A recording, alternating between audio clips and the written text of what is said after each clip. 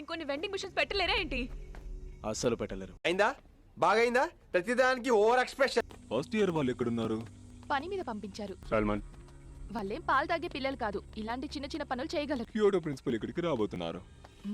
ఇక సాతోరు సార్ ప్రస్తుతం తన సీనియర్స్ మీద కోపంగా ఉన్నారు. క్యోటో ప్రిన్సిపల్ కూడా ఆ సీనియర్స్ లోనే ఒకరు. వాళ్ళు ఏ స్టూడెంట్ వెంట పడ్డారో అంటే యూజీ, తను చనిపోయాడు.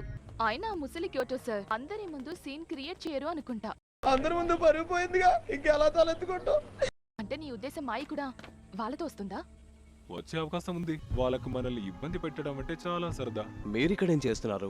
జెనిన్ సీనియర్. తను కూడా జెనినా? నన్ను సర్నేమ్తో పిలవకు ఫుషిగురో, నన్ను మాయ్ అని పిలవండి. మీ గురించి బెంగగా ఉంది కాబట్టి మేము ప్రిన్సిపల్తో కలిసి ఇక్కడికి వచ్చాము. అసలు మీరేం చెప్పాలనుకుంటున్నారు? తన పేరుకు మాత్రమే వెసల్ కానీ నిజం చెప్పాలంటే ఆ యూజీ సగం శాపగ్రస్త సైతం తెలుసా. అలాగే తనని తాను జుజుత్సు మెజిషియన్ అని చెప్పుకునేవాడు. ఈ మాట మీకు బాధ కలిగించేది కదా? నిన్ను పండబెట్టి నేను ఇక్కడికి కేవలం వీళ్ళు ఒక్కటి చూస్తాను తీసుకోవడానికి అర్హులో కాదో చూడడానికి వచ్చానంతే. అలాగే నీకు ఎటువంటి అమ్మాయిలంటే ఇష్టం? నాకు నీ సమాధానం నచ్చకపోతే నిన్ను చిత్తకొట్టి హాస్పిటల్ కి పంపిస్తా. నాకు మంచి ఫిగర్ ఇంకా పొడవు కళ్ళు ఉన్న అమ్మాయిలంటే చాలా ఇష్టం. నాకు పరిచయం కూడా లేని మనిషితో నాకు ఇష్టమైన అమ్మాయి గురించి నేను ఎందుకు మాట్లాడాలి? ఇలా చేయలేడు. నువ్వు కాస్త నోరు మూస్తావా? క్యోటో థర్డ్ ఇయర్ తోదో ఓయ్ పరిచయాలు అయిపోయాయి. ఒకవేళ నీకు మగవాళ్ళ ఇష్టం ఉన్నా ఏం పర్లేదు. ఎక్స్చేంజ్ ఈవెంట్ లో నేను ప్రమాదకరంగా మారిపోతా. కాస్త బోర్ అయినా సరే నాకెందుకో పిచ్చెక్కిపోయినట్టు అనిపిస్తుంది. సమాధానం చెప్పు ఫుషిగురో, నీకు ఎటువంటి అమ్మాయిలంటే ఇష్టం? వచ్చిన పని నుంచి చూస్తున్నా ఏంటి నీ నాటకాలు? నువ్వు భార్య దగ్గర ఆయుధాలు లేవు. పోరాడకుండా ఉండడమే మంచిది. ఒకవేళ ఆ అమ్మాయి మనసు మంచిదైతే చాలు.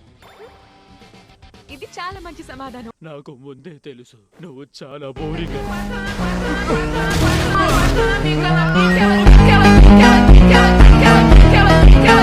ఆగు పాపం ఫుషిగురో, ఇప్పుడు తనకి ఏం జరగాలో అదే జరుగుతుంది. మాకి నీకన్నా 100 రెట్లు ఎక్కువ అందంగా ఉంటుంది.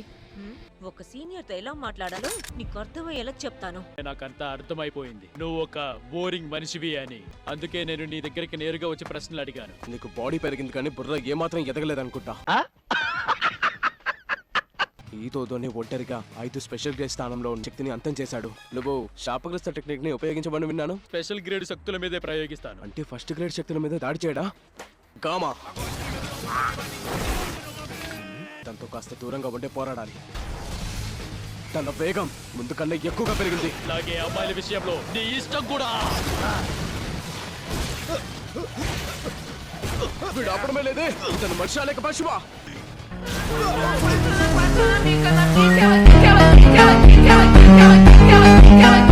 ఈ ఆట ఇంకా పూర్తి కాలేదు.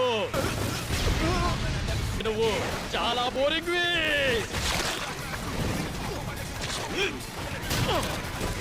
నన్ను నేను చాలా ఆపుకున్నాను కానీ నువ్వు నమ్మవు. దానికి నేను సిద్ధంగా ఉన్నాను. కథలకు బోనిటో ఫ్లేక్స్. ఈ పోటీని ఇక్కడతో ఆపేయండి. నువ్వు ఎక్స్చేంజ్ ఈవెంట్ వరకు ఆగలేకపోయావా ఏంటి? నువ్వు చెప్పినట్టు చేయడానికి నేను నీ బానిసని కాను. ఇంతకీ నా జాకెట్ ఎక్కడ పెట్టాను? ఇది మరి ఎక్కువ అయింది. సల్మాన్, మంచి జుజుత్సు మెజిషియన్ అవ్వాలనుకుంటే నీకన్నా బలమైన వాళ్లతో పోటీ పడకు. తను నా పని మీద వచ్చింది కానీ నువ్వు ఇక్కడేం చేస్తున్నావు మాయి? ఎలా ఉన్నావు? నీ దగ్గర ఎటువంటి శాపగ్రస్త టెక్నిక్ లేదు. నీ దగ్గర అసలు శాపగ్రస్త శక్తే లేదుగా. సరిపోయారు ఇద్దరును. సరే వదిలే, మన ఇద్దరి పరిస్థితి చాలా దారుణంగా ఉందిలే. నేనుగా నువ్వు నా కొత్త ట్రాక్ సూట్ లో ఇన్ని రంధ్రాలు పడేలా చేసావు. ఈసారి నీ ట్రాక్ సూట్ కి కాదు నీ శరీరంలో పడతాయి. ఇక మనం వెళ్ళాలి మై పద. నా జాకెట్ ఎక్కడ వదిలేసానా? నువ్వు ఇక్కడ బాగా ఎంజాయ్ చేస్తున్నావా? నీ కళ అనిపిస్తుందా? నాకు టోక్యోలో ముఖ్యమైన పనులు కూడా ఉన్నాయి. ఇక మనం వెళ్దాం పద. మాయ్, నాకు తన క్యోటో ఈవెంట్ కి టికెట్ దొరుకుంటే బాగుండేది. A few moments later. మీ గురించి తను చెప్పింది నిజమేనా? మీలో శాపగ్రస్త శక్తి లేదా? అవును ఇది నిజం. అందుకే శాపగ్రస్త ఆయుధాలు ఉపయోగిస్తాను. అలా అయితే మీరు జుజుత్సు మెజిషియన్ గా ఎందుకు మారారు? పగ తీర్చుకోవడానికి. మీరు నిజంగానే చాలా అర్హులు మాకి సీనియర్. Meanwhile. ఈ యాగా ఎక్కడుండిపోయాడు? ప్రిన్సిపల్ యాగా కాసేపటి తర్వాత వస్తారు. అదేంటంటే ఆయనకి ఏ టైం అయితే చెప్పారో అది తప్పు. ఆ రోజు మీరు చేసిన దానికి థ్యాంక్స్ ప్రిన్సిపల్ గకు గంజి. తమాయకంగా ఎందుకు మాట్లాడుతున్నారు మాస్టర్? యూజీ ఇతాతోరి గురించి మాట్లాడుతున్నాను. ఈ కాలం పిల్లలకి మర్యాదగా మాట్లాడటమే రాదు. ఈ కాలం ముసలోళ్ళు పెద్ద తోపులు అనుకుంటారు.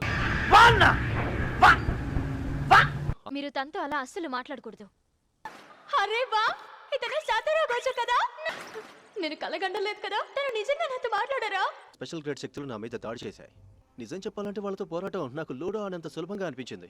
విషయం ఏంటంటే ఆ రెండు శక్తులు స్పష్టంగా మాట్లాడగలుగుతున్నాయి. కేవలం మన శత్రువులు మాత్రమే కాదు, మన స్టూడెంట్స్ కూడా చాలా శక్తివంతంగా బలంగా మారారు. ఇప్పుడు మీరేం చెప్పాలనుకుంటున్నారు? ఇప్పుడు మన ముందుకు రాబోతున్న శక్తుల బలం గురించి మనం కనీసం అంచనా వేయలేం. మీ హద్దులు దాటేస్తున్నారు గోజో. నాకు భయం వేస్తుంది.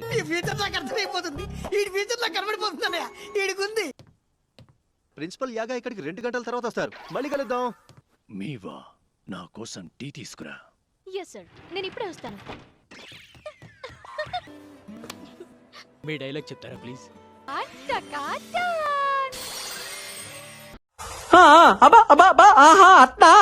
నెల రోజుల తర్వాత కినిమా సినిమా.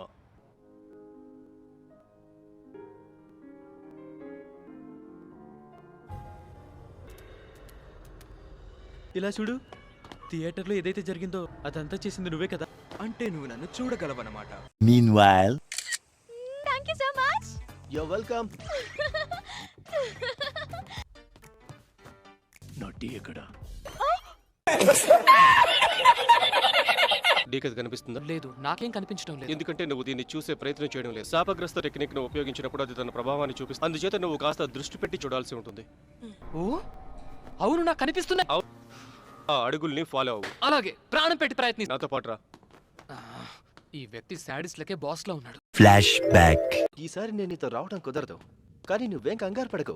కెంటో నామి ఒక ఎక్స్ ఆఫీస్ వర్కర్, ఇప్పుడు ఒక జిజుసో మెజిషియన్ కూడా. నువ్వు ఒక కంపెనీలో పనిచేసేవాడు కదా, అందుకే ఇతను మరీ అంత విచిత్రంగా కూడా ఉంటాడు. చాలా మంది మెజిషియన్స్ వాళ్ళ కళ్ళను దాచిపెట్టుకోవడానికి కళ్ళజోడు లేదా క్లాత్ వాడతారు. ముందు మనం ఒకరికొకరం హలో చెప్పుకోవాలి. నాకు కూడా సంతోషంగా ఉంది. నేను నీకు ముందే చెప్తున్నాను, నేను పనిచేసే పద్ధతి గోజో కన్నా భిన్నంగా ఉంటుంది. నాకు కూడా సీనియర్స్ పద్ధతి అస్సలు నచ్చదు, కానీ నేనెప్పుడు నియమాలను చట్టాలను ఉల్లంఘించి.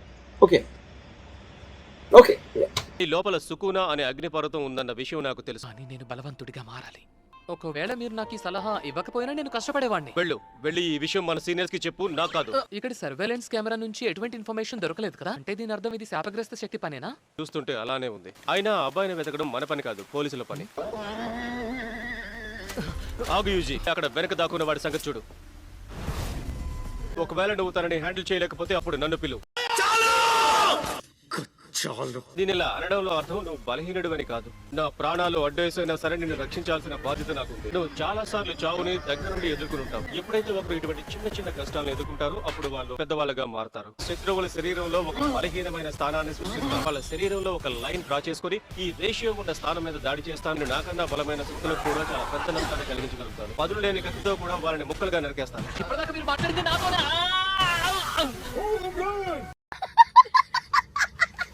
మీరు శత్రువుల ముందు ఈ విషయాలన్నీ ఎందుకు చెబుతున్నారు? ఎందుకంటే ఇంకా ఇలా చేయడం వల్ల పోరాటం మీద దృష్టి పెట్టాలి. మన టెక్నిక్ గురించి చెప్పడం వల్ల అవి ఇంకా బలంగా మారుతాయి.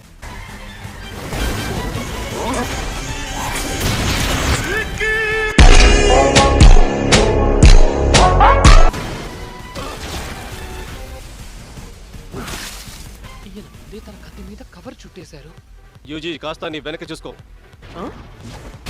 దృష్టి మళ్ళితే ప్రమాదం జరిగే అవకాశం. అరే మీరే కదా నా దృష్టి మళ్ళిస్తోంది. అంటే అది